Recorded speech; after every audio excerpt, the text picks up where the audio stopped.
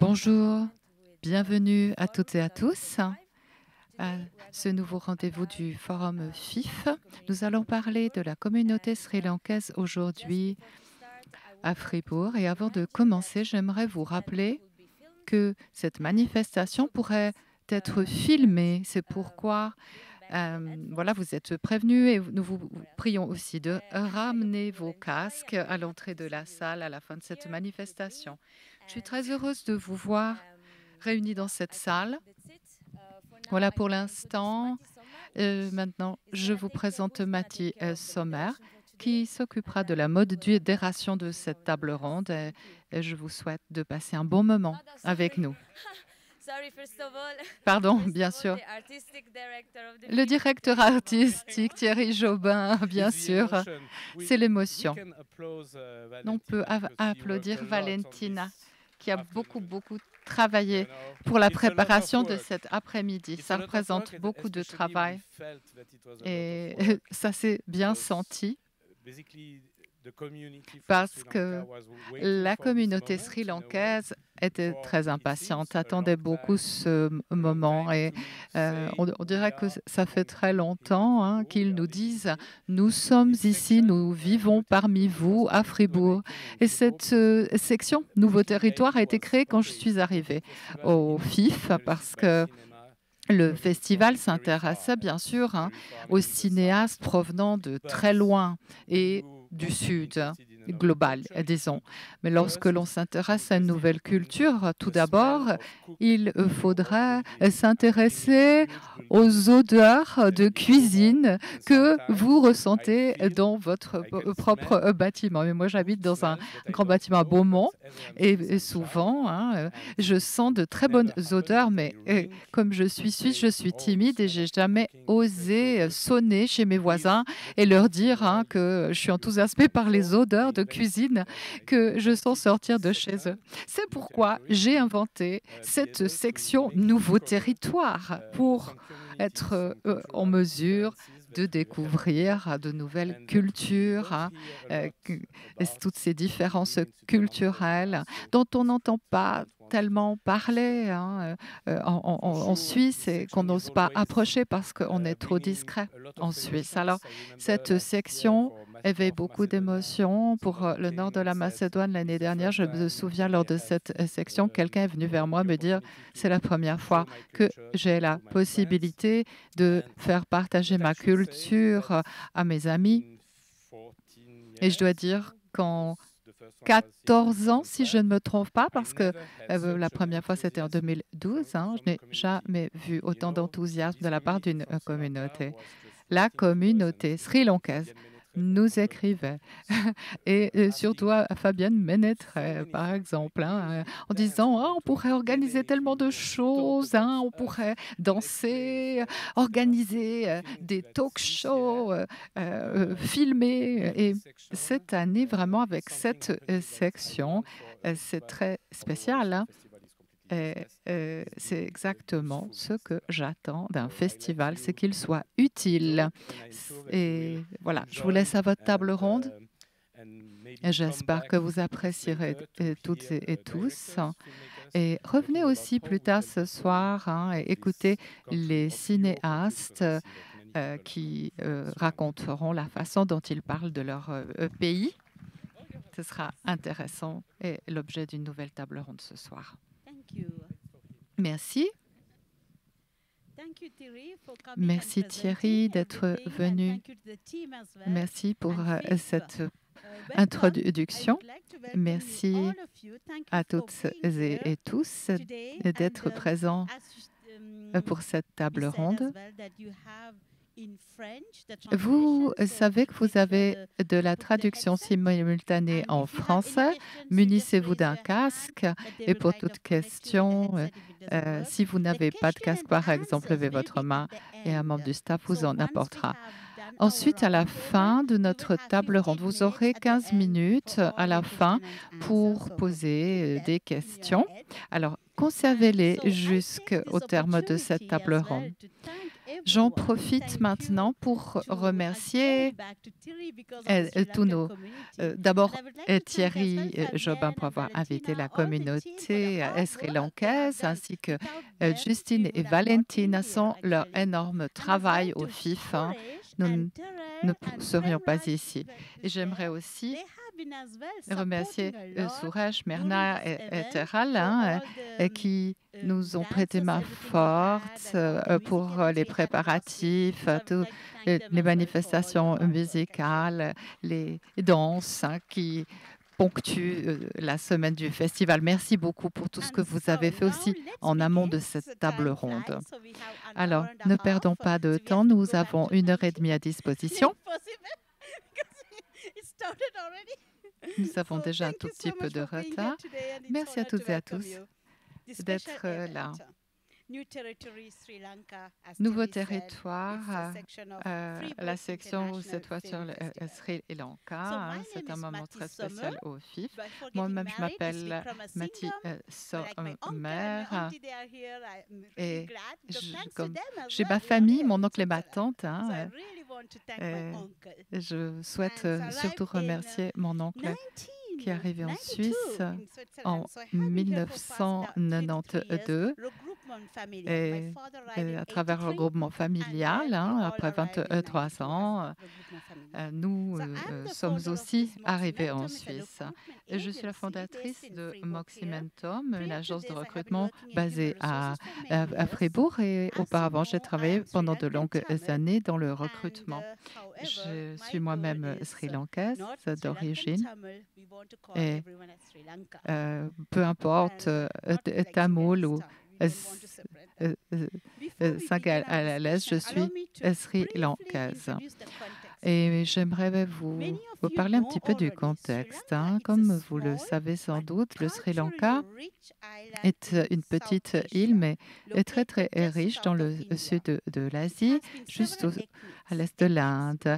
Il y a différentes ethnies et communautés religieuses, dont des singalaises qui sont surtout bouddhistes, tamouls surtout hindous, ainsi que des musulmans et des chrétiens comme minorité. Il y a 2 langues officielles, le singalais et le tamil. Mais on enseigne beaucoup l'anglais, qu'on parle aussi au sein des agences gouvernementales. Depuis entre 1983 et 2003, il y a une guerre civile qui a fait souffrir quelques 100 000 morts dans le pays et entre 60 et 80 000. Alors, c'est difficile de compter parce que, par exemple, quand on a notre passeport, ça ne compte pas dans les statistiques, mais entre 60 et 80 000 Tamils sont présents en Suisse et il y a aussi autant de Singalais en Suisse. Beaucoup ont cherché refuge dans notre pays. Et dans toutes les quartiers, il y a beaucoup de membres de ces communautés.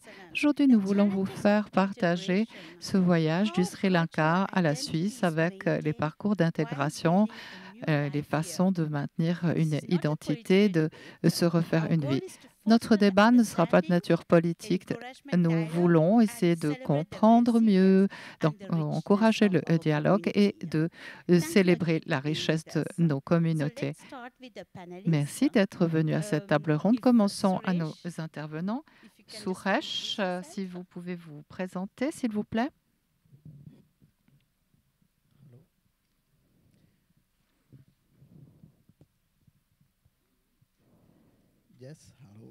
Oui, bonjour. Tout d'abord, je vous souhaite la bienvenue et je vous remercie toutes et tous.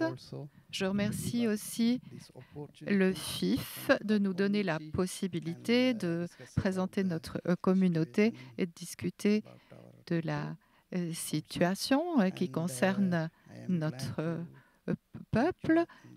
Je suis très, très heureux de pouvoir vous rencontrer cet après-midi. Je m'appelle Suresh Yogaraja. Cela fait plus de 30 ans que je vis en Suisse. Je suis mariée.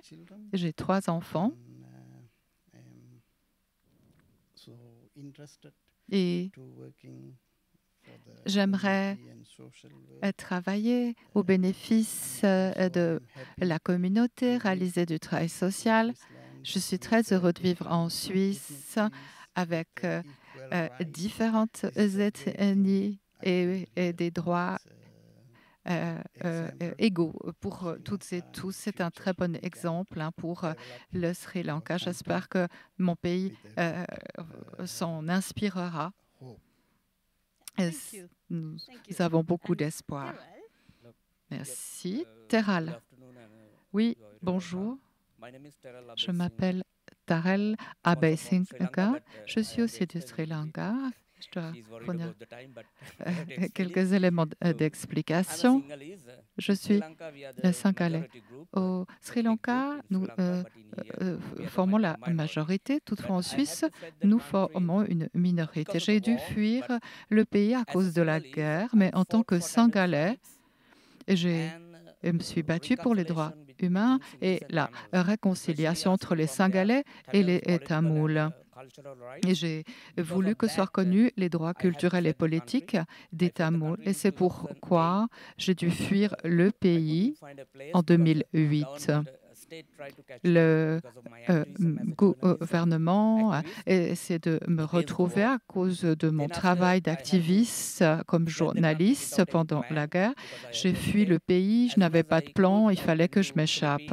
D'abord, je me suis rendue aux Philippines, ensuite à Oman, ensuite à Singapour, ensuite au Népal, et puis ensuite de nouveau à Singapour. Et là, j'ai obtenu un visa pour arriver en Suisse. Et le 1er janvier 2010, je suis arrivée en Suisse, à Fribourg, où je vis depuis. En 2011, j'ai pu amener ma femme et mon fils, qui aujourd'hui a 19 ans. Voilà mon histoire. Voilà.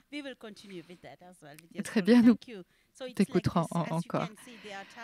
Voilà, donc nous avons aujourd'hui réuni des Tamouls et des Singalais autour de cette table ronde. Maintenant, je donne la parole à Myrna.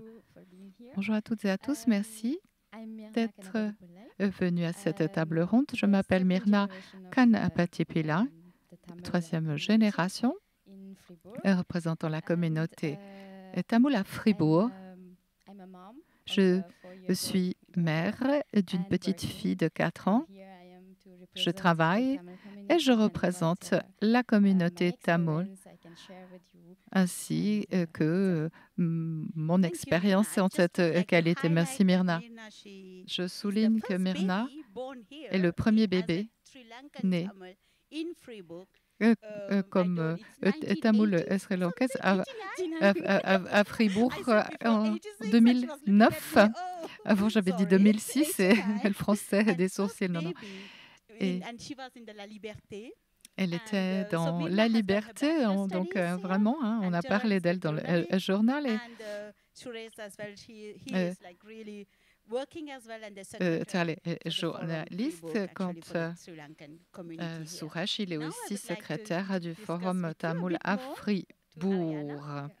Et maintenant, je donne la parole à Ariana. Bonjour, je m'appelle Ariana Ostini, étudiante en master à l'Université de Fribourg. Je crois que vous avez compris, ma langue maternelle est l'italien, puisque je suis née, j'ai grandi au Tessin. Je suis ici parce que j'ai décidé d'écrire mon mémoire, ma thèse sur la communauté tamoul en Suisse pour différentes raisons. D'abord, parce que Suresh a pris contact avec l'Université de Fribourg afin de trouver un ou une étudiante intéressée à étudier la communauté tamoul à Fribourg. Je me suis portée volontaire immédiatement parce que je trouve que c'est un sujet dont on ne parle pas assez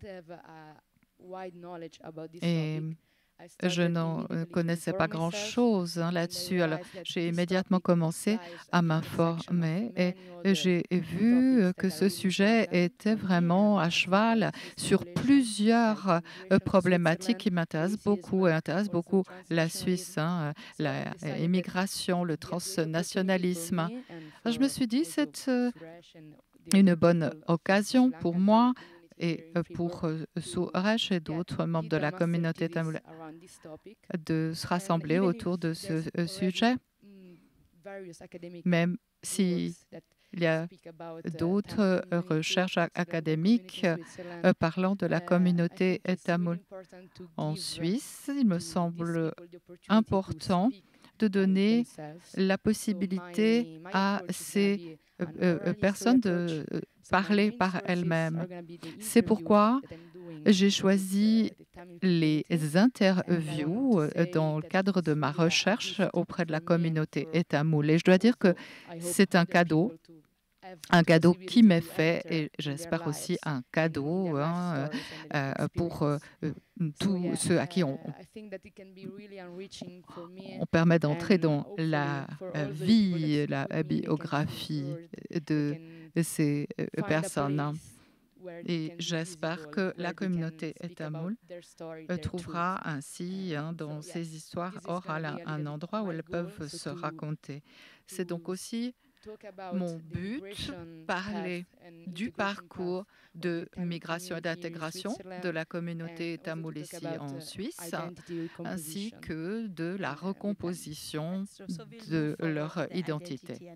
Bien, alors, nous y reviendrons. Merci. Nous sommes reconnaissants à Ariana pour cette initiative. Je sais qu'elle a déjà interviewé beaucoup de personnes, mon oncle d'ailleurs. Le premier tome l'arrivée à Fribourg et vraiment, nous te sommes toutes et tous reconnaissants. J'aimerais me tourner vers Suraj. Comment est-ce que tu es arrivé en Suisse? C'était difficile, n'est-ce pas? Oui. Et je dois dire que c'est une bonne question. Je n'avais pas l'intention ni le souhait de venir ici. Je ne voulais pas voyager en réalité. C'est la situation de mon pays et qui m'a propulsé à l'extérieur de mon pays.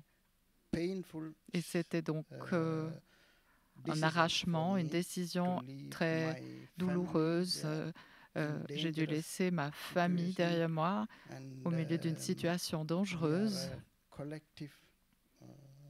Et nous avons vraiment un mode de vie très communautaire. Nous, les Tamouls, nous sommes très proches des membres de notre communauté, des membres de notre famille. Donc, c'était vraiment très difficile de partir. Quand est-ce que vous êtes parti? C'était en 1987, pendant les opérations de maintien de la paix avec les Indiens au nord-est du Sri Lanka. Et ma vie était vraiment en danger pendant cette période, donc j'ai dû quitter le pays.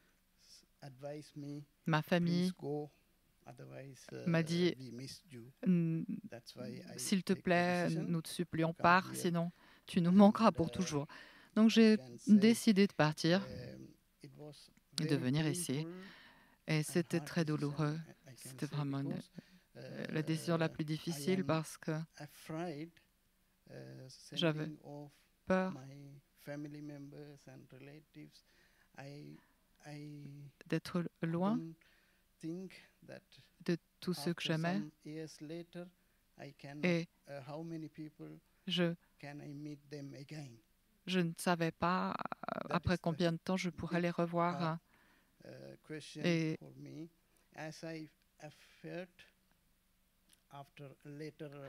après 5 ans, par exemple, j'ai appris que ma mère était décédée. Je n'ai pas pu participer à ses funérailles. je me suis sentie piégée avec ma requête d'asile. Et j'ai toujours pas pu retourner dans mon pays. J'ai beaucoup de souffrance dans mon cœur. Oui, bien sûr, vous êtes très ému. Mais ça, c'est donc la période très difficile quand vous étiez requérant d'asile, vous n'aviez pas de permis de travail et vous n'avez pas pu prendre congé de dire au revoir à votre mère. Oui, c'était très dur.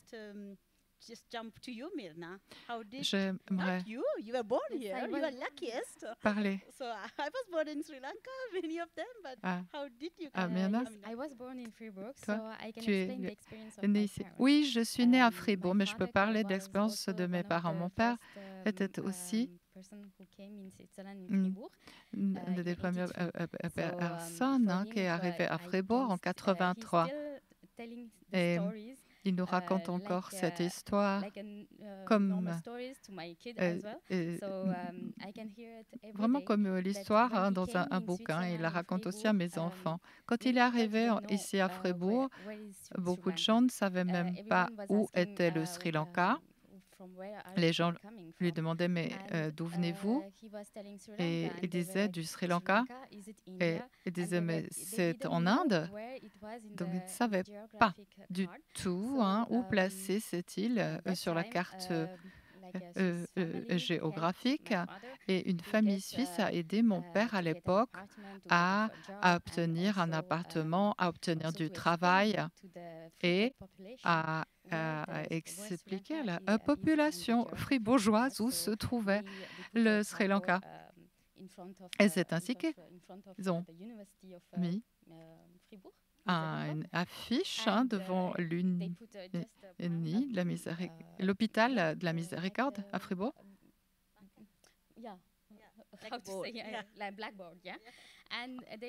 Sur un tableau pour expliquer voilà où est le Sri Lanka, juste au-dessous de l'Inde, et voilà d'où il vient, et qu'il venait ici à cause de la guerre.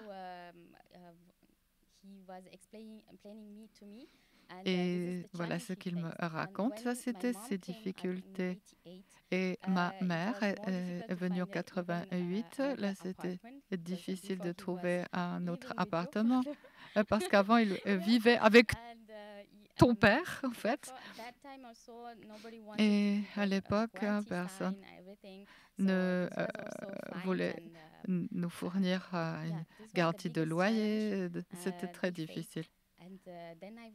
Et moi, je suis née en 89 et j'ai grandi avec deux identités. Oui, c'est vrai. C'est vrai, mon père et le père de Mirna ont vécu ensemble. Et ils le connaissent très bien, Suresh aussi, qui est avant 87. C'était un petit peu un fils pour mon père. Un joli regroupement. Parce qu'il n'y avait pas beaucoup de Sri Lankais autour de 83. La plupart sont arrivés après 92. Et quand il y a aussi peu de Sri Lankais, on peut imaginer les difficultés que l'on rencontre. Pour que vous compreniez la question des langues, il y a le tamil et le singalais. Le tamil a 247 lettres de l'alphabet en tamil et 72 pour le singalais. Et c'est difficile pour nous d'apprendre le français ou l'allemand. Il y a vraiment des écritures très différentes. Le tamil vient de la famille des langues dravidiennes. C'est l'une des familles les plus anciennes au monde. Et dans le sud de l'Inde, on parlait aussi cela dans l'hindou. Le singalais est aussi de la famille indo-européenne. Et ça vous illustre un tout petit peu la complexité de nos langues. Suresh, tu as parlé de l'obstacle lié au permis de travail. Tu souhaites ajouter quelque chose d'autre sur les obstacles rencontrés? Oui, quand je suis arrivée en 1991 en tant que requérant d'asile, je trouvais que c'était très difficile parce que je n'avais pas de preuves du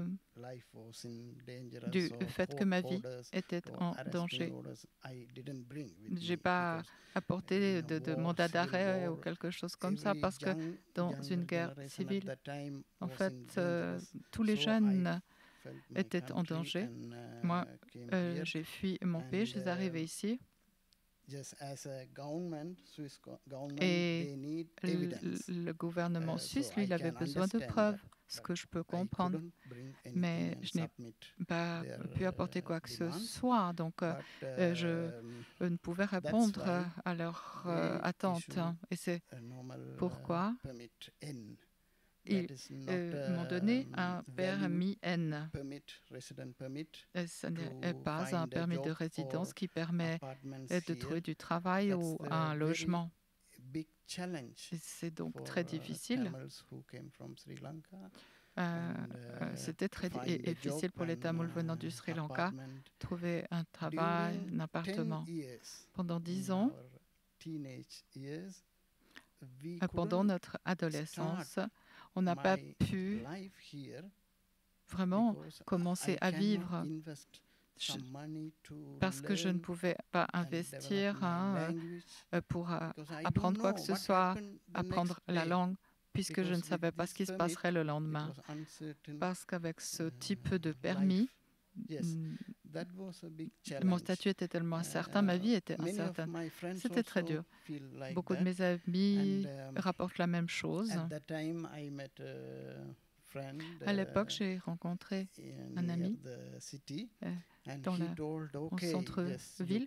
Il a dit, tu peux trouver du travail si tu apprends la langue et dans un an, tu auras du travail.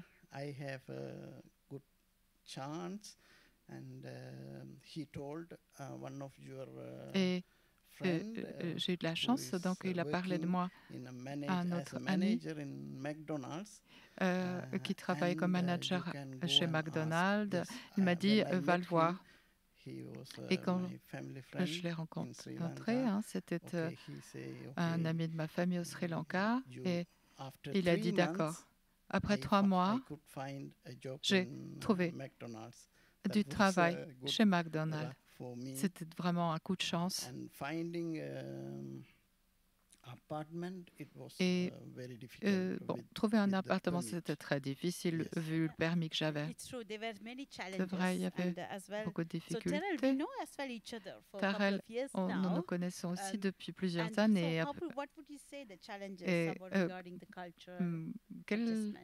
De quelles difficultés culturelles et logistiques souhaitez-vous parler?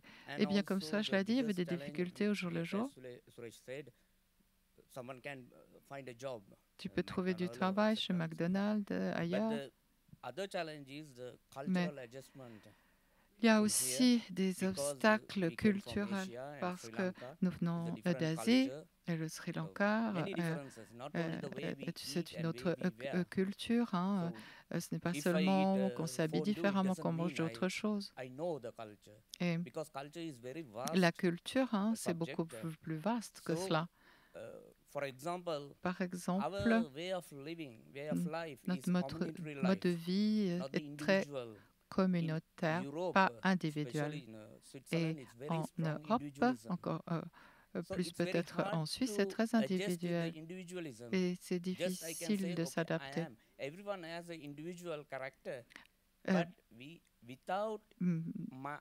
Tout le monde a à mes yeux, sans nous, il n'y a pas de je.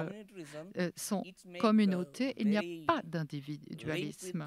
Chez nous, donc, nous sommes très liés avec le voisinage, la famille étendue. Par exemple, quand quelqu'un meurt, par exemple, quand ma mère est décédée en 2001, dès qu'on l'a annoncé à mes voisins qu'elle était décédée, tout le monde prenait la responsabilité pour notre famille parce que dans notre culture, on garde le corps pendant au minimum 2 jours à la maison et il y a beaucoup de rituels à accomplir et ils prennent la responsabilité de prendre soin de cette famille et ils organisent tout, beaucoup des démarches religieuses et pendant les 2 jours où on garde le corps, hein, il faut rester là. Alors, les voisins doivent être nourris parce que tout le monde arrive et les proches ne sont pas censés donc cuisiner. Les voisins vont le faire. Tandis qu'ici, c'est très différent. Et je ne dis pas que c'est mal, c'est différent. Et je me sens très seule à cause de ce genre de différences culturelles.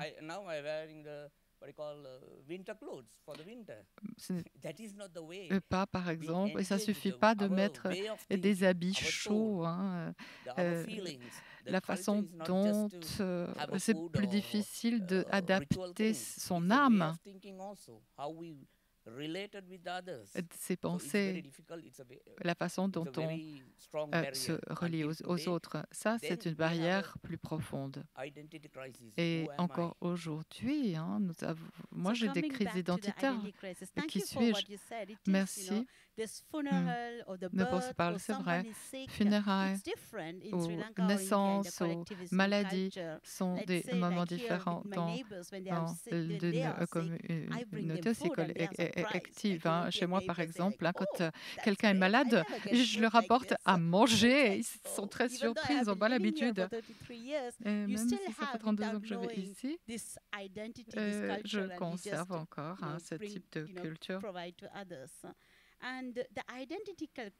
Et les crises identitaires, Arina, on a-tu entendu parler? Tu devras approfondir ça dans ton étude. Eh bien, pendant mes interviews, j'ai rencontré beaucoup de représentants de la première et de la deuxième génération. Et beaucoup traversent une crise identitaire parce que pour la première génération, ça peut être difficile de s'adapter aux normes sociales, à la culture, il y a la barrière linguistique. Hein, mais à la deuxième génération, hein, ils ont l'impression en fait d'être entre deux mondes. En apparent,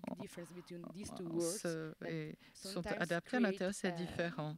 Donc, il y a 2 univers, 2 dimensions, et ça leur pose problème. Ils se demandent qui suis-je, est-ce que je suis tamoul, suisse, dans quelle mesure suis-je suisse et quelles valeurs dois-je adopter, les valeurs suisses, les valeurs tamoules.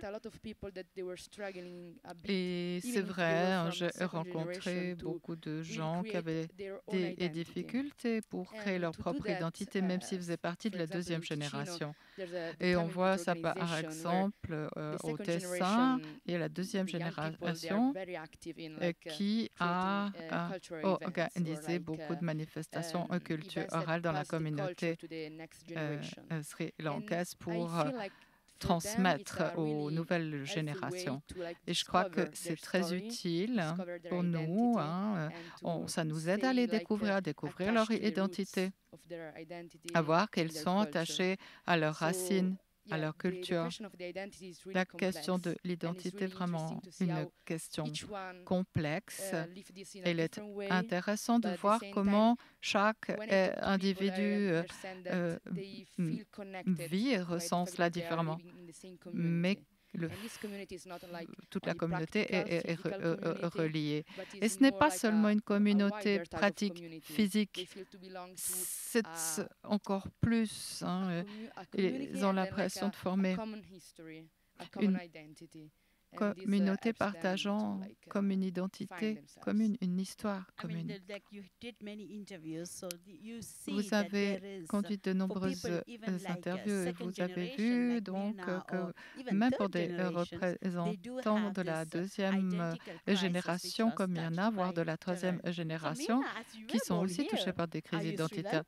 Myrna, toi, tu es née ici. Tu es Sri Lankaise ou tamoule? Je suis Sri Lankaise, tamoule, mais je suis bien intégrée en Suisse. Quand j'étais petite, à l'école, j'étais la seule Sri Lankaise et c'était vraiment difficile de me définir, d'expliquer d'où je venais, de quelle langue je parlais. Et en rentrant à la maison, je me retrouvais complètement immergée dans la culture tamoule. Donc, c'est comme si j'avais deux identités. C'est comme si j'étais deux Myrna, en fait, en une.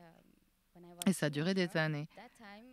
Quand j'étais adolescente, là, je me suis dit que je devais découvrir les raisons de la guerre civile, parce que à travers ma famille, j'ai grandi avec la guerre civile. Et à l'époque, mon identité, c'était je suis Sri Lankaise, mais je suis bien intégrée en Suisse et j'apprécie les valeurs suisses au même titre que les valeurs positives de la culture tamile. Donc je prends ce qu'il y a de mieux dans les deux cultures. Mais avant, je luttais un petit peu entre les deux identités. Merci. Conserver donc vos racines, c'est un petit peu comme vivre dans le meilleur de deux mondes.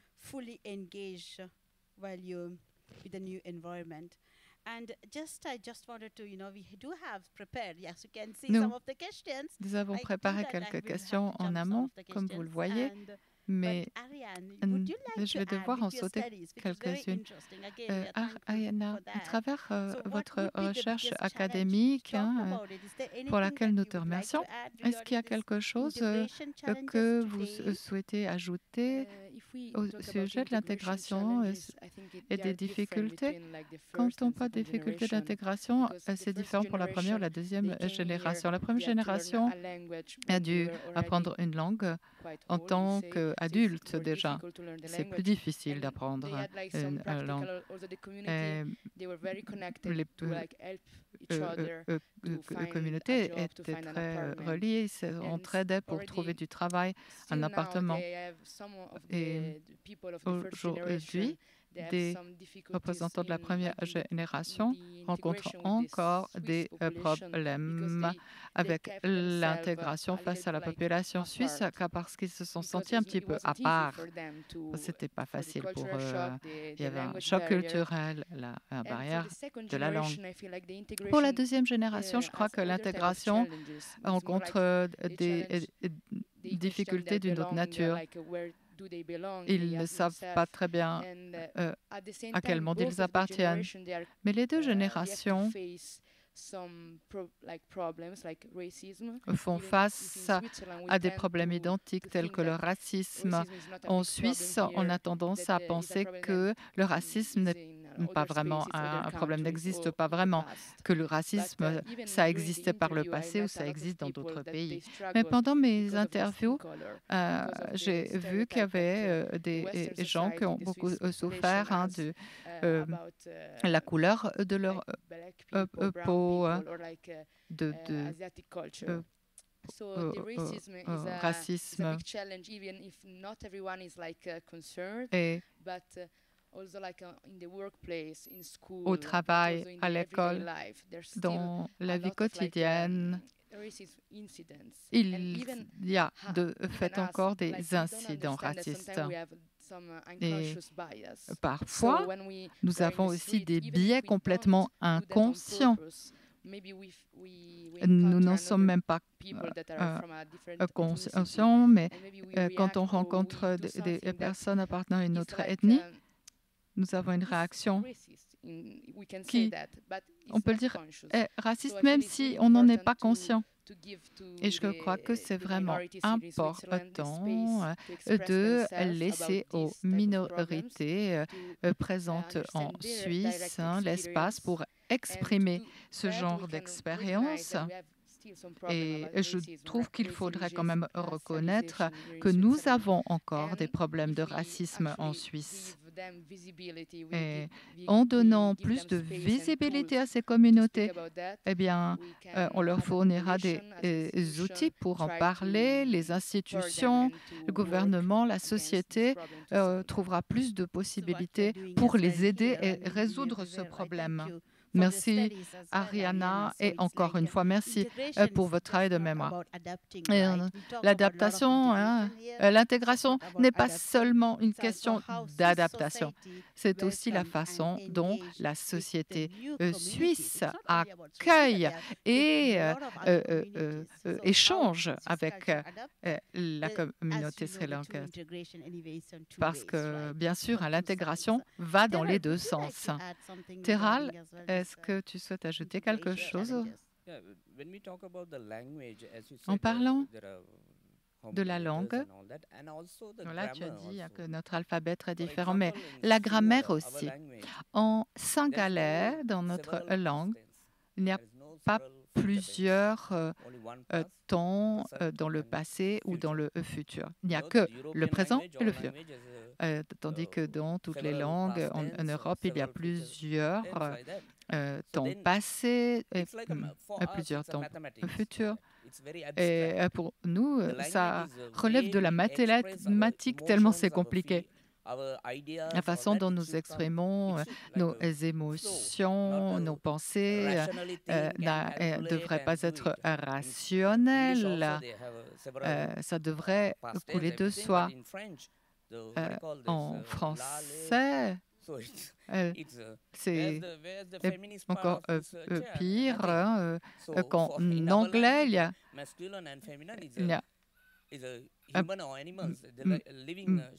pas de différence entre le masculin et le féminin, l'humain, les animaux. Et quand nous exprimons quelque chose, ça forme à cause de tous ces temps verbaux différents, de tous ces cas, ces dénominatif, une barrière immense entre ce que nous ressentons et ce que nous disons comme nous devons le dire. C'est comme si on n'arrive pas à exprimer nos idées. Et il y a des gens qui parlent extrêmement bien l'anglais, des Singalais qui sont parfaits en grammaire, etc. Mais ils reconnaissent qu'ils ne peuvent pas dire vraiment les choses comme ils les ressentent, parce que la langue, ça devrait exprimer comment on se ressent. Et s'il faut trop réfléchir à la grammaire, cela ne va pas me permettre de tout dire. Et pourtant, il est évident que la Suisse ne peut pas changer sa langue, simplifier ou imposer le singalais. Ce n'est pas possible. Et pour la deuxième génération, c'est différent parce que mon fils, lui, il pense en français. Oui, c'est vrai pour la deuxième génération, c'est différent. Et il parle plusieurs langues en fait. Pour revenir maintenant à l'intégration suisse, comment est-ce que les institutions suisses soutiennent l'intégration des Sri Lankais, à ton avis, Suresh? Eh bien, si je compare au passé, il y a 30 ans. Maintenant, il y a beaucoup d'améliorations dans le système d'intégration. Les cours de langue offerts par le gouvernement, c'est formidable, je trouve, parce qu'à l'époque, j'ai eu juste 3 mois de cours à la Poya, au centre pour réfugiés de la Poya.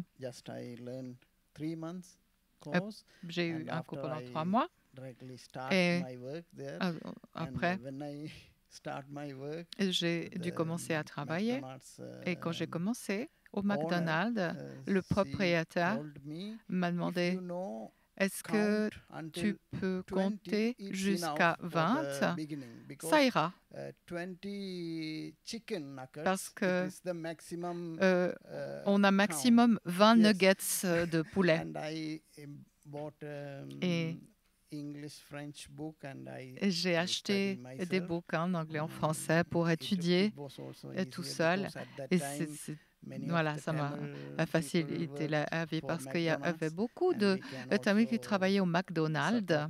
Et on s'aidait entre nous, les Tamouls. On pouvait donc aussi parler dans notre langue. Ça, c'était mon expérience. Mais oui, les difficultés linguistiques, comme Teral l'a dit, étaient énormes pour la première génération parce que le tamil est une langue ancienne avec une grammaire compliquée et très, très différente de la famille des langues européennes. La grammaire, les lettres, tout est vraiment très différent. Et on a beaucoup parlé des barrières linguistiques, mais je parle de l'intégration purement en Suisse au-delà des langues.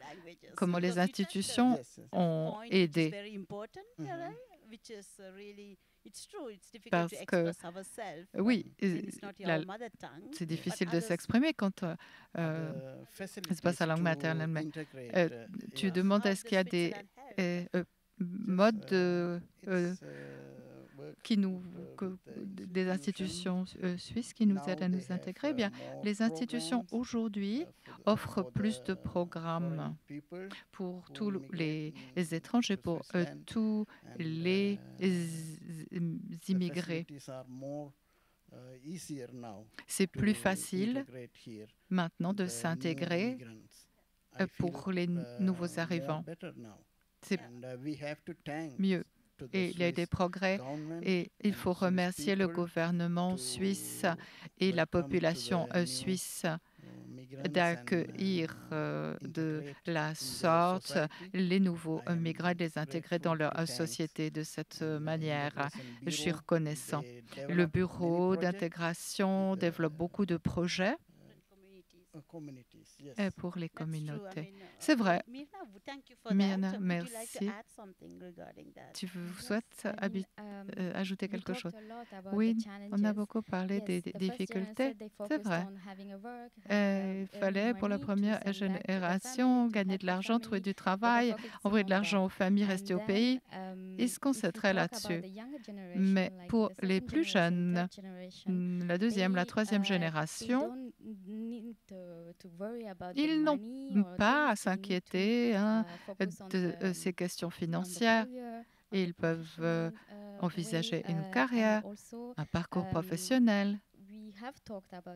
Et on a parlé de l'individualisme et de l'esprit communautaire. Mais les gens comme moi de la deuxième génération, quand j'ai dit j'ai 2 identités, c'est vrai, j'ai 2 identités. Quand je sors, je ne vais pas parler de mes problèmes. Je me rentre à la maison. S'il y a un problème, nous en parlons tous ensemble et nous essayons de trouver une solution. Et de cette façon, la deuxième génération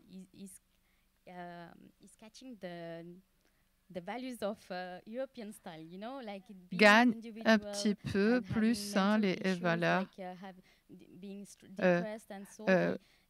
occidentales, les troubles psychiques, la dépression,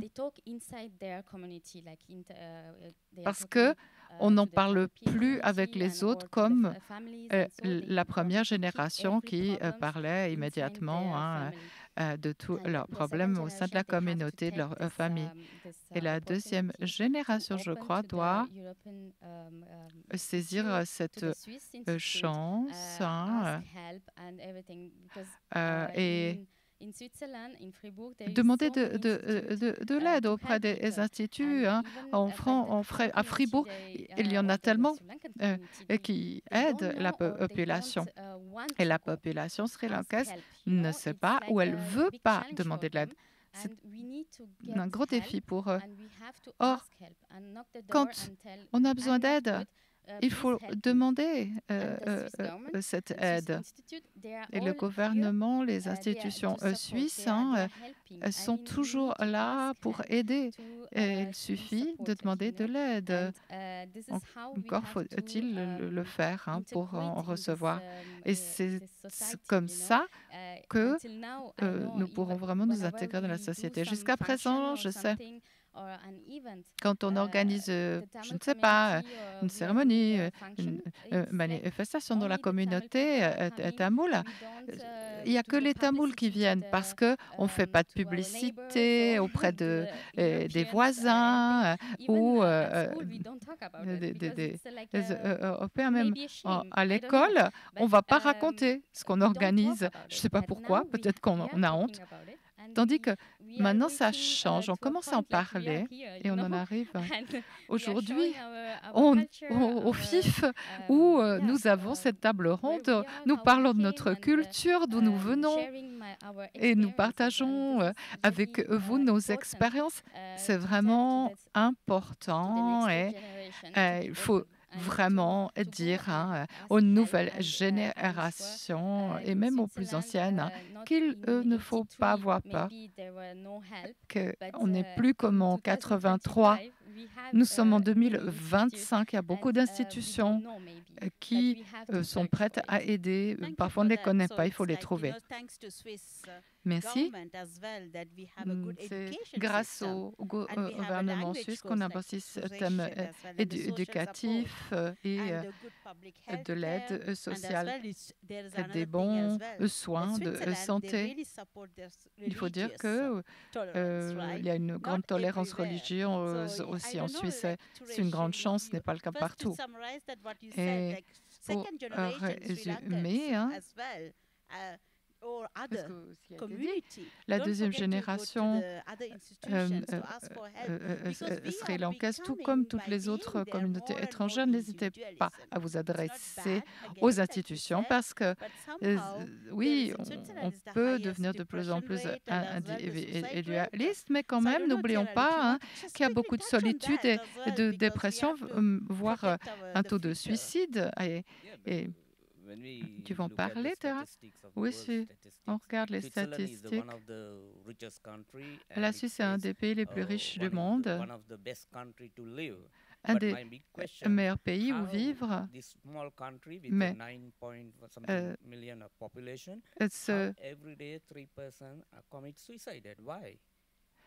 est-ce qu'il y a autant de 25% de la population dépressive et pourquoi est-ce que plus de 30% des vieux au-delà de 60 ans sont alcooliques?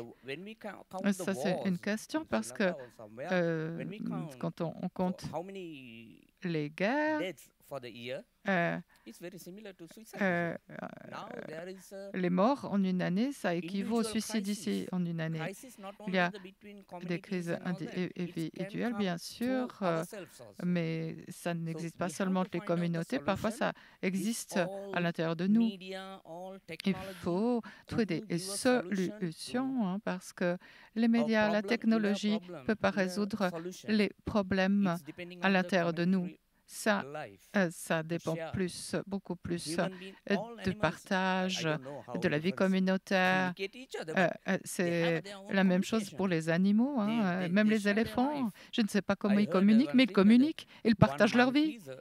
Et dans une région d'Afrique, j'ai entendu qu'un singe a aperçu un danger, par exemple, l'arrivée d'un tigre, et il émet un bruit différent. S'ils voient un serpent, ils font un autre type de bruit. Et alors, tous les singes réagissent en conséquence. Donc, c'est vraiment la nature humaine, la nature animale.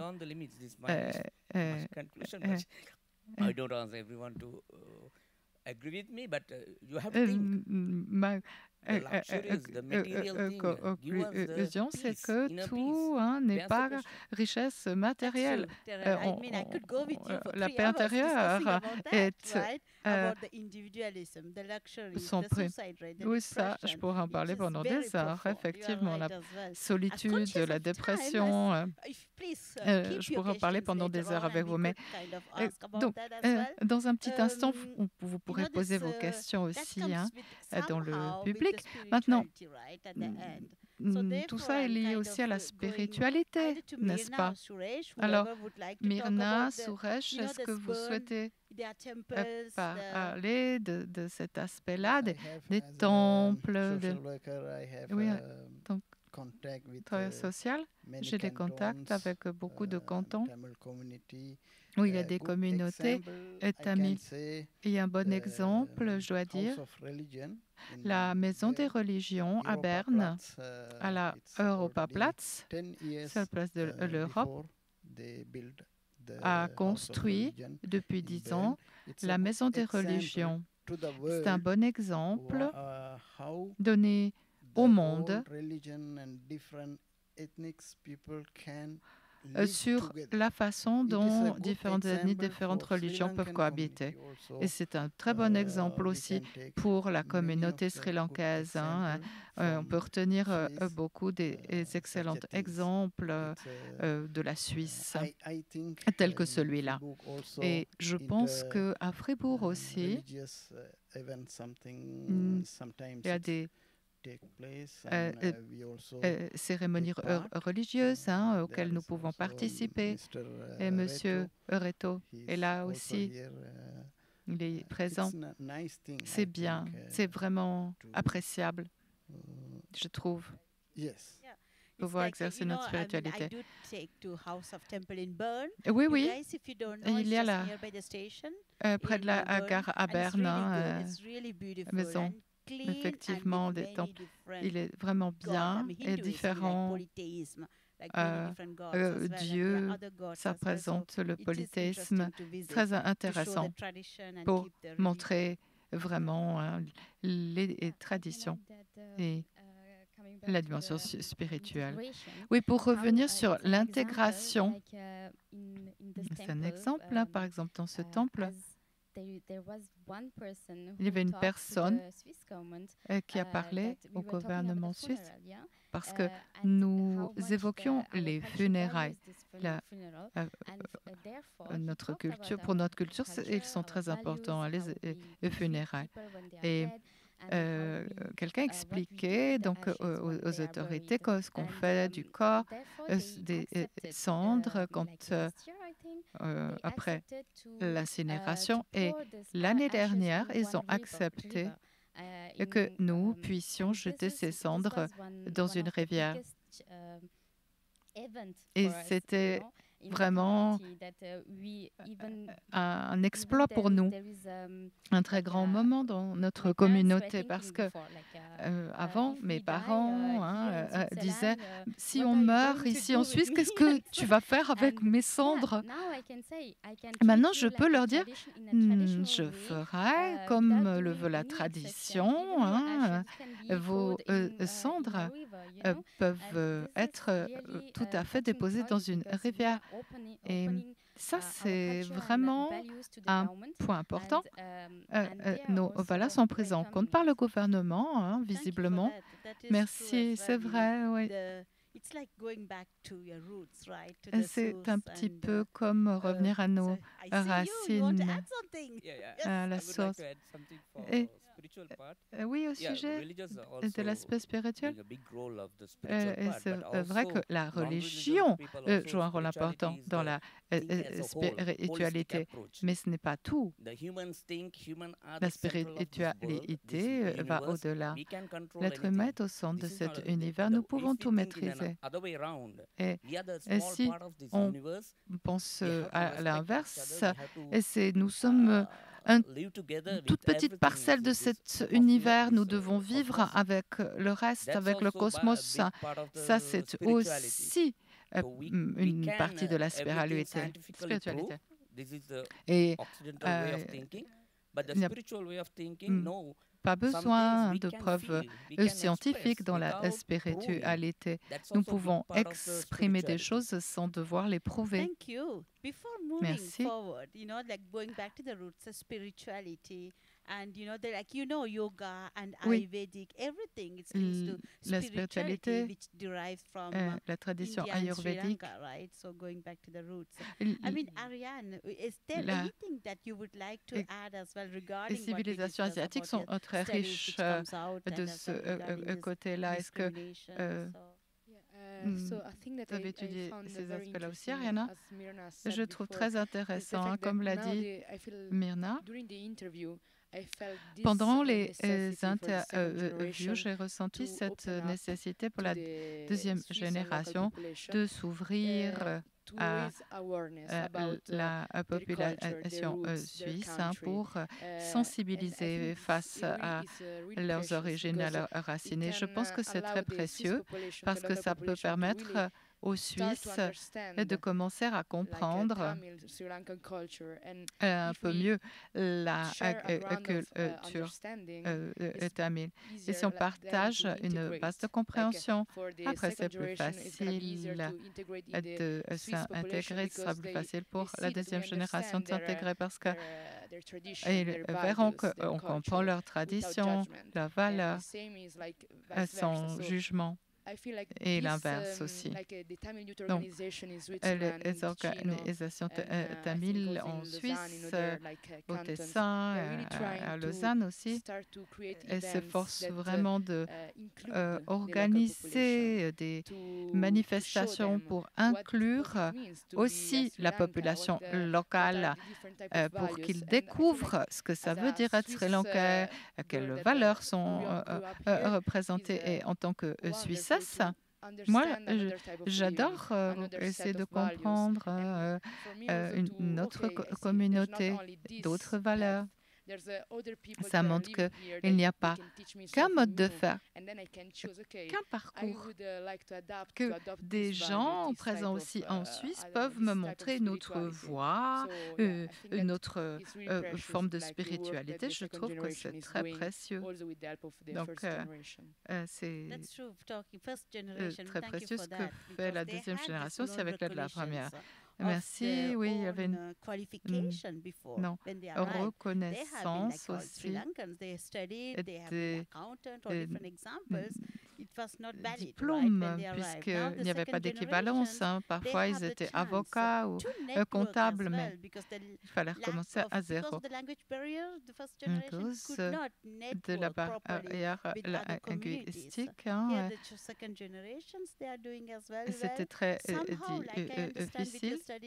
Mais d'après votre recherche, je comprends qu'il y a beaucoup de chance pour la deuxième génération, mais il y a quand même de la discrimination. Nous avons des biais, parfois inconscients. Et c'est important de travailler pour les surmonter. Les perspectives d'avenir et du retour au Sri Lanka, parce qu'aujourd'hui, il n'y a plus de guerre. Incroyable. Les Tamouls peuvent retourner au Sri Lanka sans sécurité. Qu'est-ce que tu en penses, Myrna? C'est une bonne question. Pour des vacances, ah oui, c'est sûr que j'irai. Mais si vous me disiez, est-ce que tu voudrais retourner t'installer au Sri Lanka, j'aurais peur parce que j'ai encore cette peur en moi. J'ai grandi avec la guerre et j'ai vu la peur sur les visages de mes parents. Et en 1997, je suis allée au Sri Lanka pour la première fois, mais à Colombo, pas à Jaffna. C'était interdit pour nous parce que nous venions de l'étranger. Et il nous fallait une autorisation des autorités locales pour même sortir dans la rue là-bas. Et j'ai vécu ça, j'ai vu ça. Et à l'époque, j'avais 7 ans. Et ça me faisait très peur. J'étais sans cesse avec ma mère. Nous voulions voir ma grand-mère, tous nos proches. C'était très critique. Et ça pèse beaucoup sur mon cœur. Et même si j'y suis retournée en 2003, j'ai vu l'armée militaire sri-lankaise. C'était un choc. Donc, en tant qu'enfant de la deuxième génération, j'ai malgré tout encore cette peur en moi. Même si je ne le montre pas quand je suis là-bas parce que donc, je ne me sentirais pas sûre de vivre là-bas. Même si tu n'as pas vécu la guerre, que tu n'as pas vu la guerre, tu n'as pas vu les morts autour de... pour ceux qui l'ont vu, c'est plus compréhensible, mais toi, tu as malgré tout quand même peur. Et Teral, qu'est-ce que tu en penses? C'est un bon exemple, ce qu'elle dit, parce que à cause d'une guerre, d'un conflit, on peut mettre un terme à la violence. La violence, c'est le haut de l'iceberg du conflit. Mais tout ce qu'il y a encore sous l'eau, toute la glace sous l'eau, doit encore être résolu. La paix, ça n'est pas l'équivalent à la non-violence. Le nouveau gouvernement qui a changé l'année dernière. Donc, il y a des évolutions positives. J'apprécie beaucoup ce nouveau gouvernement, je le dis franchement.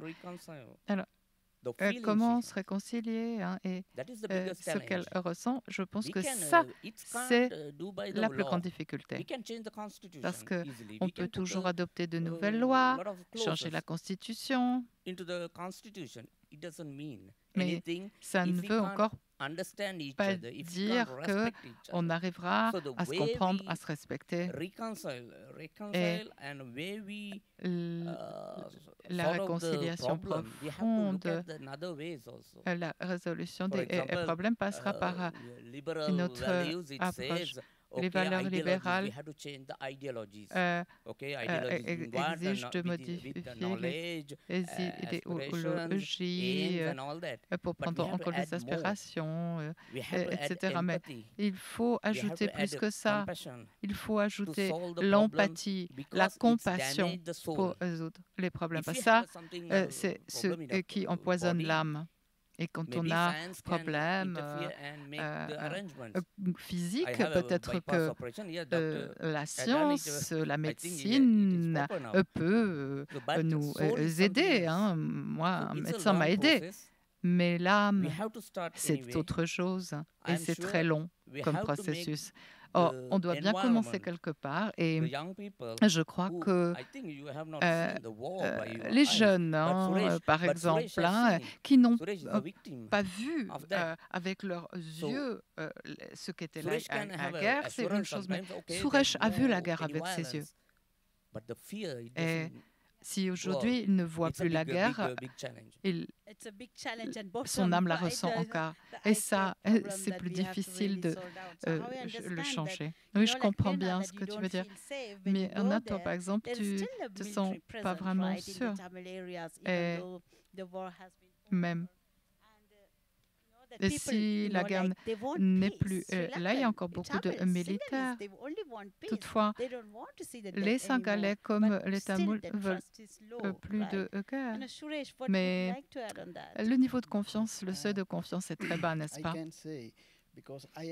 Suresh, eh bien, je suis victime de discrimination, de racisme dans mon pays. C'est la semaine ou le mois en Suisse contre le racisme et la discrimination. Il y a une conférence à Pérol, d'ailleurs, là-dessus aujourd'hui même.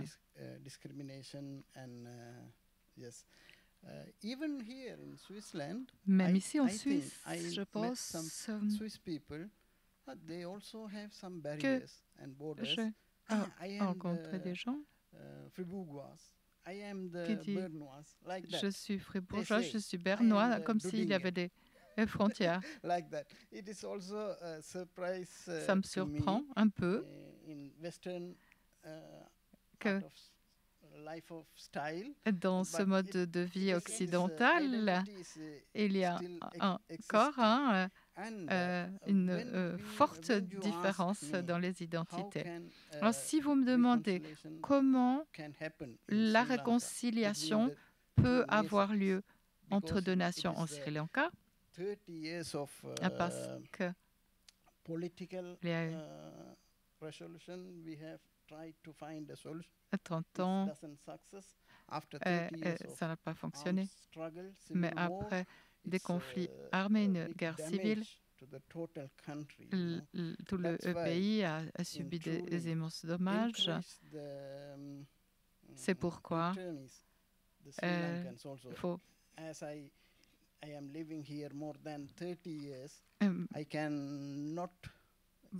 qu'il y ait des retours vers le Sri Lanka. Pour moi, après 30 ans, ce n'est pas très facile de retourner parce que ma famille, ma vie, tout a évolué, s'est développé ici. Mes enfants, ils étudient ici. Il y a une deuxième génération qui est intégrée très bien dans la société suisse.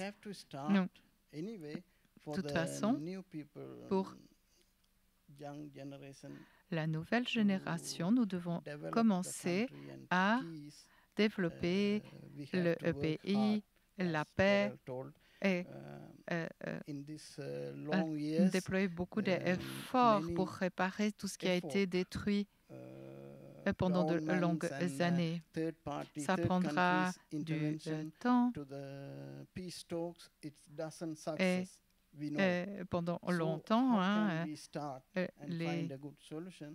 pour parler de paix, ont échoué. Alors, je pense que ça nous aiderait peut-être aussi d'étudier ce qu'est le fédéralisme suisse pour faire évoluer la paix au Sri Lanka.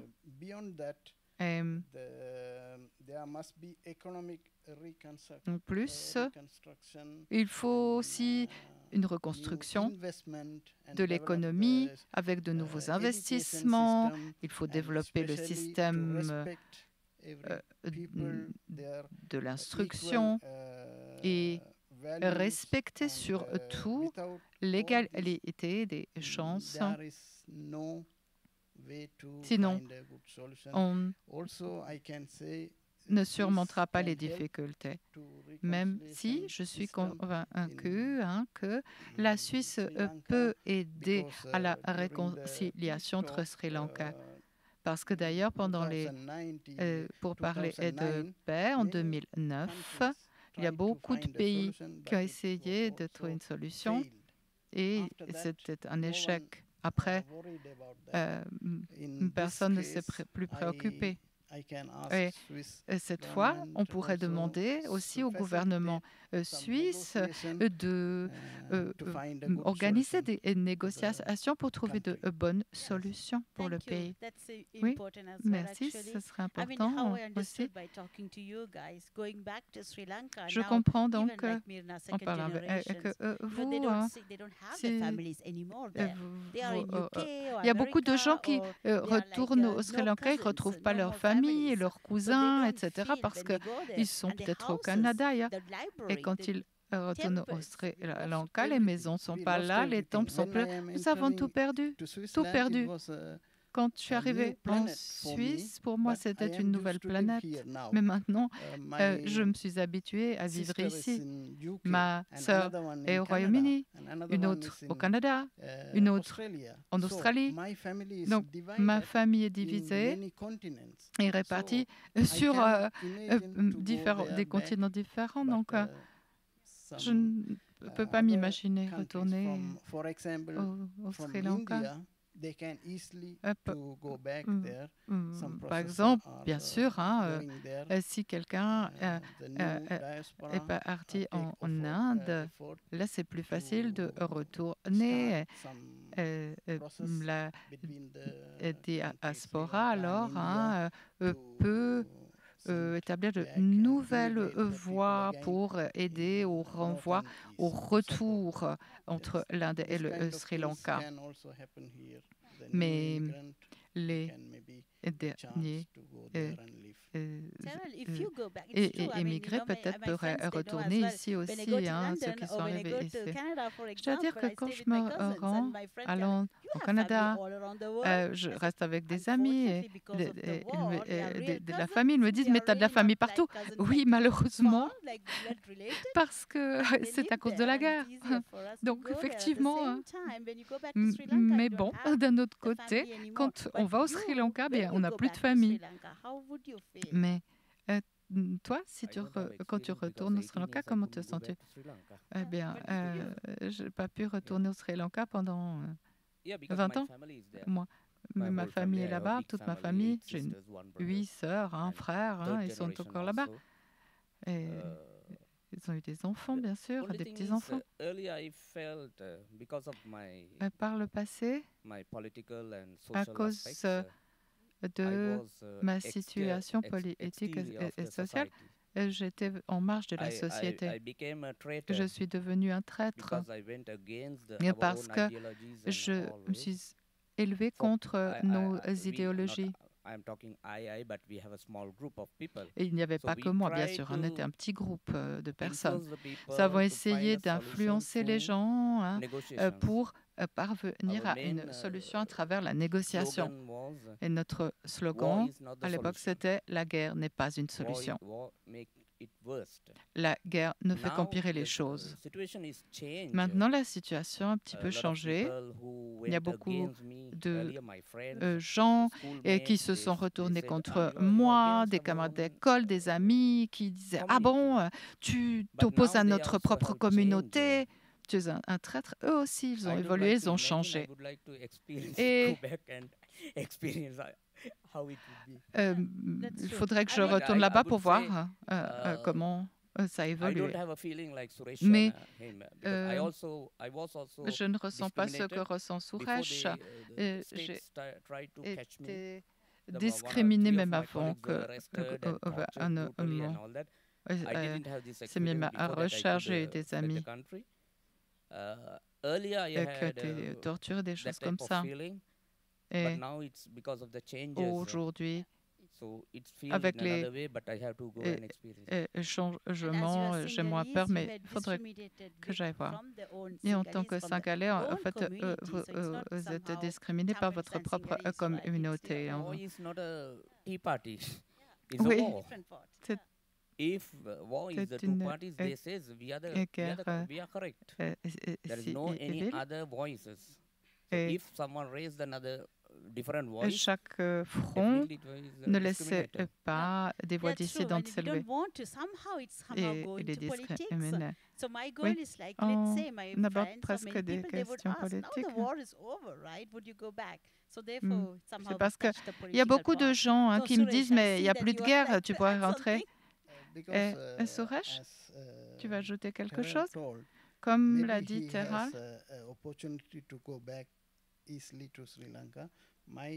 peut-être qu'il aura la possibilité de retourner au Sri Lanka, mais dans mon cas, toute ma maison, toute ma région est détruite. Sinon, c'est positif de voir comment on s'est intégré après plus de 11 ans. N'est-ce pas, Teral, que tu es là? Plus.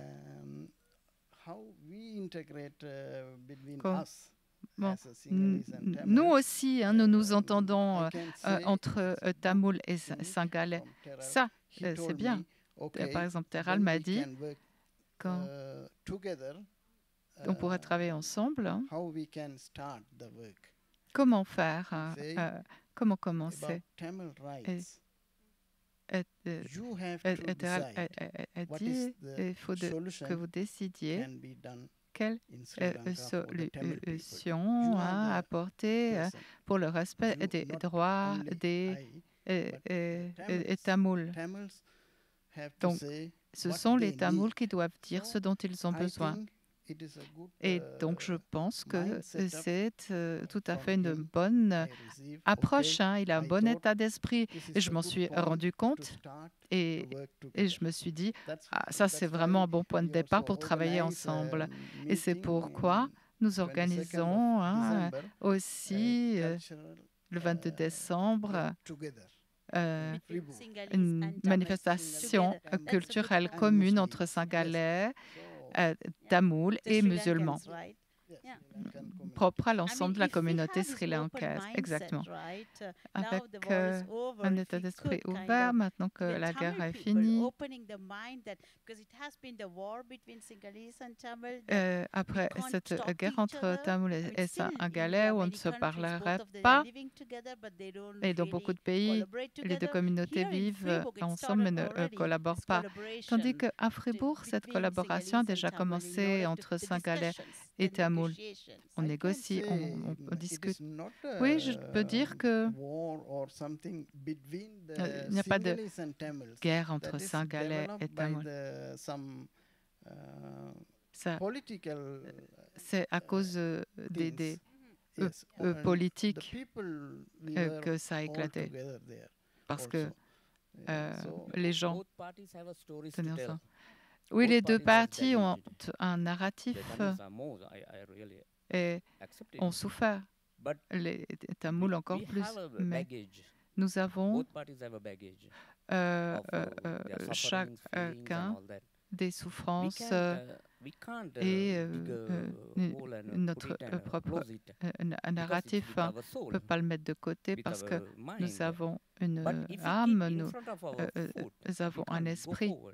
Mais ce n'est pas la raison pour laquelle on doit fixer ce narratif, parce que ça nous empêcherait d'avancer. Mettons-le de côté. Alors, il est nécessaire, c'est vrai, de se réconcilier, mais avant ça, il faut trouver un moyen pour y arriver, parce que la réconciliation ne va pas tomber du ciel. On peut théoriser, il faut trouver nos propres solutions. Et comme Suresh l'a dit,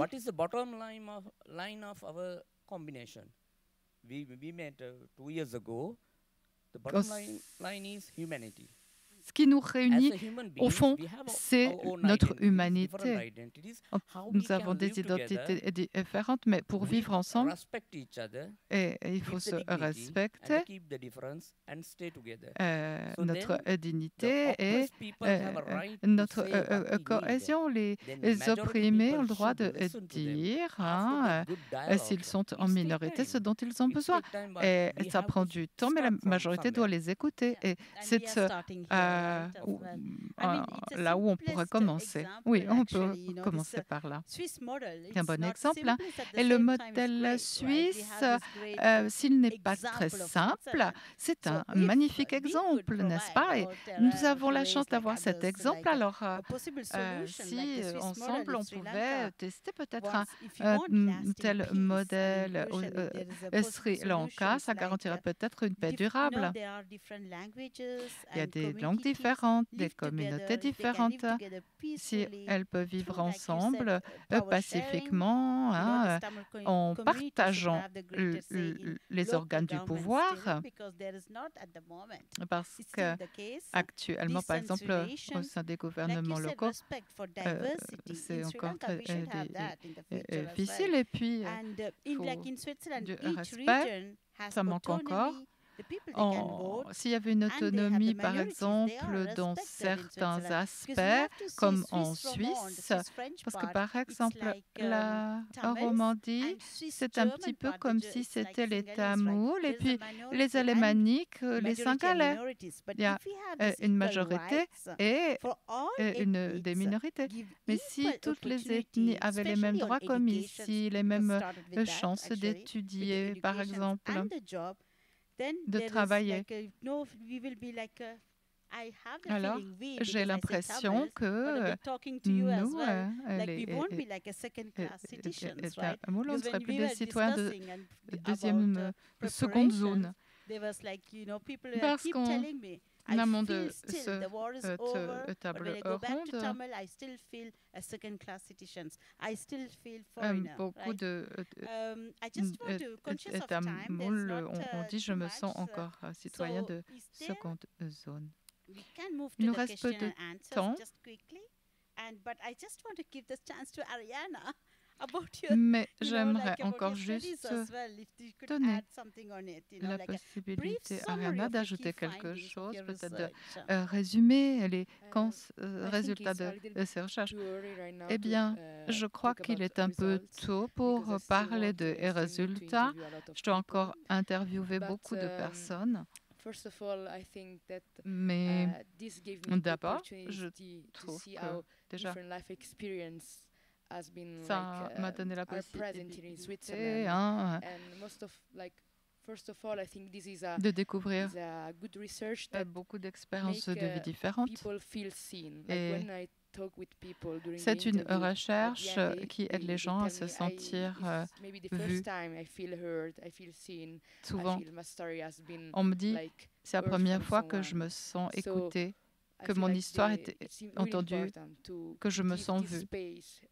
Et ça, c'est très important, donner cet espace pour la communauté sri-lankaise de s'exprimer en Suisse. Et j'espère que cette recherche pourra être utile pour transmettre leur histoire à la génération successive. Donc, je ne peux pas parler des résultats encore, mais je suis vraiment reconnaissant de pouvoir parler avec ces gens. Chaque interview est un cadeau qu'ils me donnent et qu'ils donnent à la population suisse. Merci beaucoup. Et comme Ariana continue cette interview, et si quelqu'un dans la communauté sri-lankaise souhaite être interviewé, adressez-vous à Ariana et nous allons découvrir les constats de votre recherche. Ça nous rappelle la complexité des questions migration, identité, intégration. Chaque parcours est imprégné de résilience, d'espoir.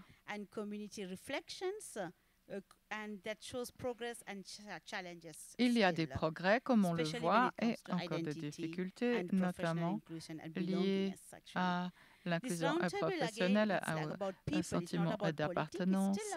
Cette table ronde n'est pas du tout de nature politique, elle est de nature humaine. Pour que nous nous écoutions, que nous discutions, que nous comprenions et que nous créions un lien entre les différentes communautés. Nous avons essayé donc de planter une graine avec de la sympathie, de l'empathie pour une coopération future entre Sri Lankais, ici même à Fribourg.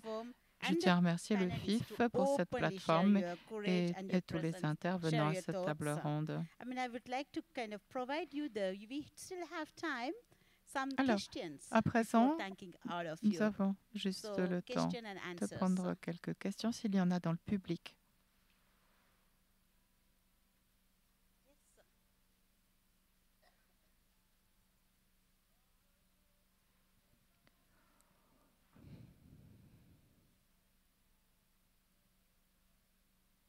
வணக்கம்.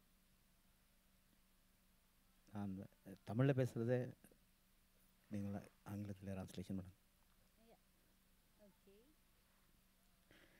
இங்கே வந்துட்டு எல்லாருக்கும் ஃப்ரைவர்க் வாழ் தமிழ் மக்கள் சார்பாக நன்றியை தெரிவித்துக் கொள்கின்றேன்.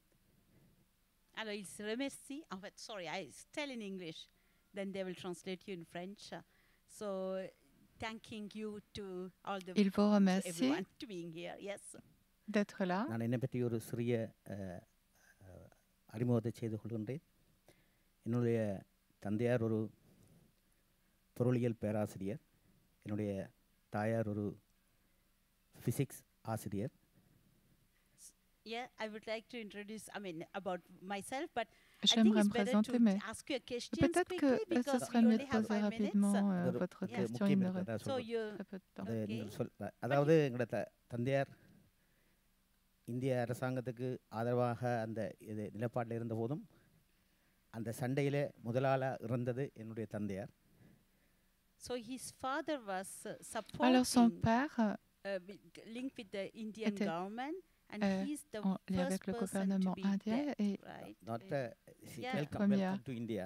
So he started to date first person in Sri Lanka. Yeah, he was the first person passed away. இங்கே இருக்கிற எல்லாரும் வந்து மறுநாள் நான் போய் பிறந்தபோது நான் முதல் தரமாக நான் ஆஸ்பத்திரியில் போய் பார்த்தேன். அதே மாதிரி டெரரோடு நான் இன்றைக்கி நேற்றும் அவரோட பேசியிருந்தேன். டெரர் வந்து நல்ல மனிதன். என்ன சொன்னால் இந்த சண்டையில் நான் முதல் தரமாக பேசும்போது சொன்னார் வந்து நாங்கள் மைனாரிட்டி பீப்புள் கீழே விழுந்திருக்கிறோம், எங்களை தூக்குறதுக்கு ஆக்கள் இல்லை. அப்போ அவர் சொன்னார் வந்து ஒரு சொல்லு நல்ல மனதில் தாக்கத்தை ஏற்படுத்தியது. பெரும்பான்மை மக்கள் you saw Mirna. Vous avez vu when you arrived ages ago in Switzerland, that Mirna in the hospital when she was born in 1989, and like Terrell said that when you met Terrell, that you guys, you are minority, you have fallen so deep down, and how we can support how we can நான் கீழே விழுந்திருக்கேன், காரங்களை கைதந்து தூக்குறேன் European people ஆண்டா இல்லை முதல் சொன்ன வாக்கியம் சிங்கள மக்கள்லாம் மயோரிட்டியாக இருக்கணும், அவையில் தான் உங்களுக்கு கையை தந்து கூப்பிடுவோம், கையை தந்து தூக்கணும் என்று ஒரு சொல்லி சொன்னார். எனக்கு நல்ல ஒரு said that it's not when you have fallen as a Tamil community from top to so bottom down, it's not Swiss community will support you. He said it's the Sinhalese, they are the one. They have supported as well. Et ce sont aussi les Singalais qui ont aidé. Should be supporting you et as well. Il dit qu'ils devraient aussi vous aider. அது மாதிரி இந்த இடத்துல நான் ஒரு டாக்ஸி டிரைவராக இங்கே இருக்கிறேன். 20 வருஷமாக டாக்ஸி டிரைவராக வேலை செய்கிறேன். இங்கே பானஃபில் லகாரில் வேலை செய்கிறேன். இன்றைக்கி இங்கே இருக்கிற பிரசிடென்ட் ஜோசப் டயஸ்லேருந்து எல்லோரும் வந்து டாக்ஸி டிரைவரோட சாதாரணமாக பேசுகிற ஒரு நாட்டில் இருக்கிறத நான் மகிழ்ச்சி அடைகிறேன். So he's happy to being in Switzerland because for 20 years he's a taxi driver. In Fribourg you might see him, and he said even like Joseph Dice or even like with people they're taking the taxi and speaking in the same level. It's not giving to all countries, especially in Switzerland, that there is no levels, right? People they can speak to each other. Parle vraiment d'égal à égal, c'est pas évident ailleurs. உண்டாயிருந்து பேசுகிறத இதை பார்க்கும்போது எனக்கு மகிழ்ச்சியாக இருக்கிறது. அதே போல் அந்த இதை ஏற்பாடு செய்த சுரேஷுக்கு நன்றி. அதே நேரத்தில் இவருடைய மகனும் என்னுடைய மகள் பக்கத்தில் இருக்கிற மகளும் சென்குருவா அந்த காலேஜில் தான் படிக்கணும். அடிக்கடி நான் சொல்கிறேன், இந்த 2 பிள்ளைகளுமே ஒன்றா இருந்து எங்களுடைய ஸ்ரீலங்கா பிரச்சனையை பற்றி ஒரு காலத்தில் பேசி நல்ல ஒரு சொல்யூஷன் எடுப்பேன் என்று நினைக்கிறேன்.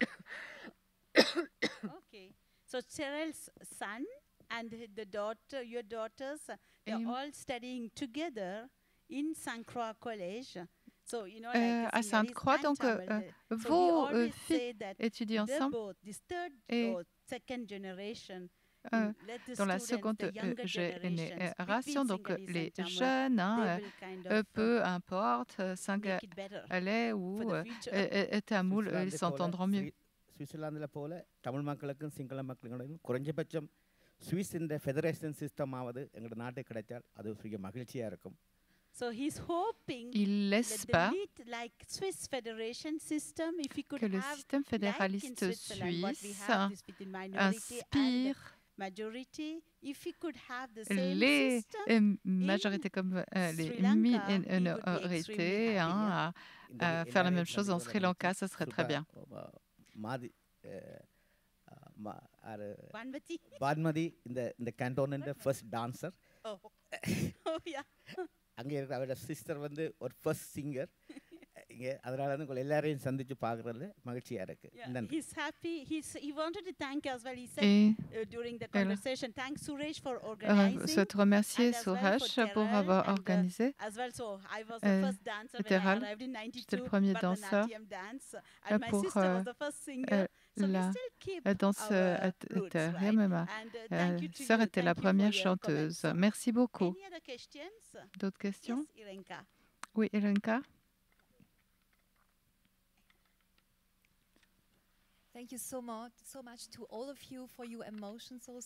Merci beaucoup pour votre témoignage et vos émotions et votre modération. Et vous êtes passé du passé au présent à l'avenir. Et arrivé en Suisse depuis un autre pays, je vous admire. Vous vous exprimez très bien. J'ai la possibilité de voir Little Jaffna, ce film qui montre la communauté entre Singalais et Tamoul à Paris. Et même en 2010, donc il y avait une violence énorme encore. Alors, ma question, c'est votre perception face à la démocratie et au fédéralisme suisse, c'était peut-être différent? Être dans votre propre communauté ici en Suisse plutôt qu'ailleurs, dans d'autres pays, parce que vous étiez très homogènes, très proches les uns des autres. C'est ce que nous ressentions dans les années 90 à Berne, par exemple. Et c'est l'impression que j'avais. Est-ce que ça peut vous aider? Sujet de la réconciliation future entre les partis que vous avez évoqué.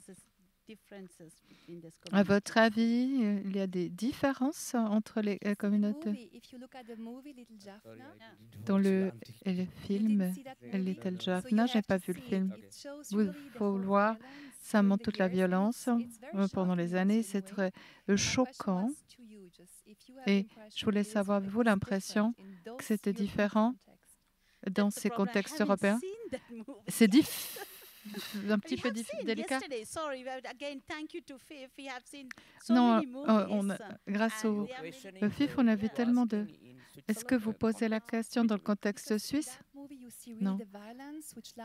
Dans le film, vous voyez la violence qui dure très longtemps, jusqu'à la fin de la guerre civile, 2019-2020. C'était assez surprenant parce que j'avais jamais cette impression face à votre communauté ici en Suisse. Et je me demandais s'il y avait des différences entre ici comparé à d'autres faits en contexte de migration. Non, il n'y a pas eu ici de problème entre Singalais et Tamoul. Justement, il semble qu'en France, c'était différent. Oui.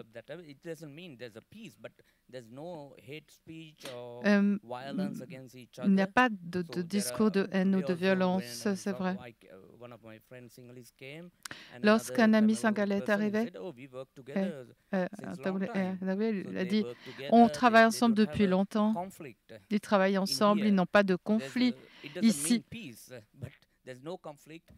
Ça ne veut pas dire que c'est la paix, mais ils travaillent ensemble, ils sont côte à côte sans conflit. Et depuis quelques années, Et il y a une plus grande proximité aussi qui évolue ici.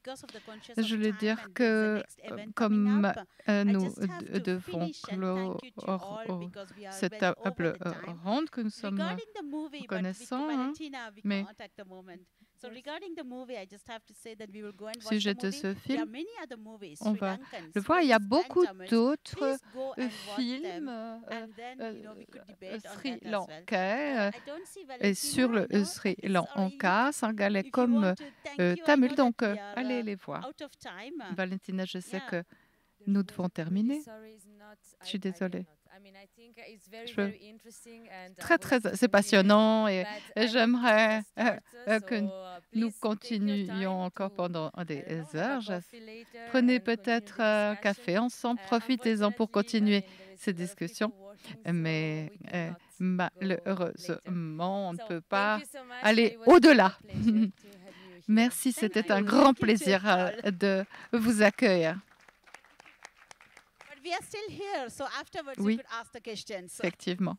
Comme nous sommes encore là, vous pouvez poser vos questions.